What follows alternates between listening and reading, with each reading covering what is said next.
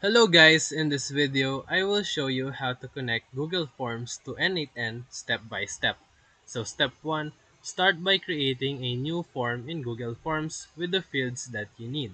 Step 2, go to Google Sheets and link your form to a spreadsheet. Step 3, open your N8N workflow dashboard and click New Workflow. Step 4, add a new Google Sheets trigger node. Step 5. Connect your Google account and allow permissions for N8N.